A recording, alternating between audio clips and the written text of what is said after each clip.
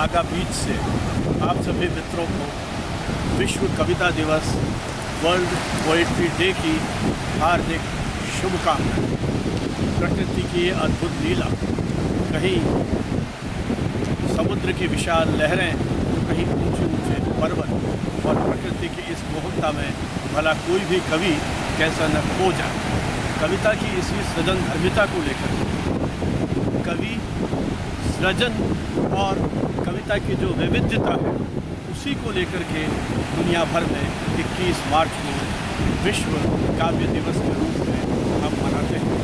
इस काव्य दिवस को मनाने की पृष्ठभूमि वर्ष 1997 से जुड़ती है, जब कोलंबिया में एक इंटरनेशनल फेस्टिवल ऑफ पोएट्री हुआ।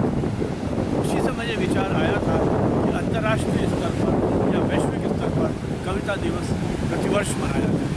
1999 में पेरिस में यूनेस्को के 30वें अधिवेशन में इस प्रस्ताव को स्वीकार किया गया और 21 मार्च 1999 से दुनिया भर में विश्व कविता दिवस मनाया जा रहा है।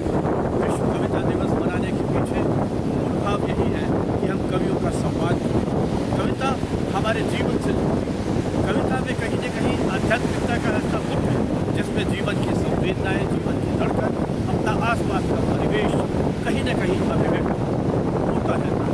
कविता सृजन की अभिव्यक्ति की अनेक माध्यमों से कहीं न कहीं प्रस्फुटित होती है।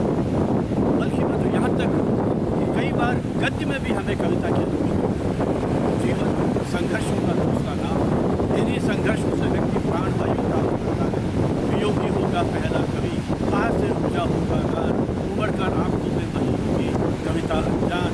पद्य जी की इस कविता में कवि की उस गहराई, कवि की उस अभिव्यक्ति, कवि की उस संवेदना की पकड़ की भाव झलकता है कि किस प्रकार कवि लोक कल्याण की भावनाओं से अभिभूत होकर अपने काव्य सृजन में रत होता है। काव्य पंक्तियाँ जीवन में बदलाव की आधार भूमिका तैयार करती हैं। ये काव्य पंक्तियाँ समाज में क्रांति का एक प्रतीक बनकर उभर सकती है। हमारी पूरी आज़ादी की लड़ाई इन्हीं कविताओं के माध्यम से, आलेखों के माध्यम से, शब्द साधकों के माध्यम से लड़ी गई थी। आइए 21 मार्च, जिसका अपना विशेष महत्व है, जब उत्तरी और दक्षिणी गोलार्ध दोनों में सूर्य भूमध्य रेखा की ओर होता है, जहाँ लगभग बराबर होते हैं। इस प्रकृति के इस अद्भुत दिन के अवसर पर आप सभी के प्रति विश्व कविता दिवस की हार्दिक शुभकामनाओं के साथ साथ ये उम्मीद करते हैं कि हम निरंतर काव्य सृजन में तो लीन रहेंगे ही, साथ ही कविता को पढ़ते हुए, कविता को समझते हुए और नानाविध तरीकों से इस काव्य दिवस को मनाते हुए अभिव्यक्ति की अनमोल विधा की विरासत को संजोकर भविष्य के लिए इसी प्रकार सृजन कर्मियों के साथ सतत रूप से जुड़े रहेंगे। एक बार पुनः गोवा के इस वाघा बीच से विश्व कविता दिवस की आपको हार्दिक शुभकामनाएं, अभिनंदन।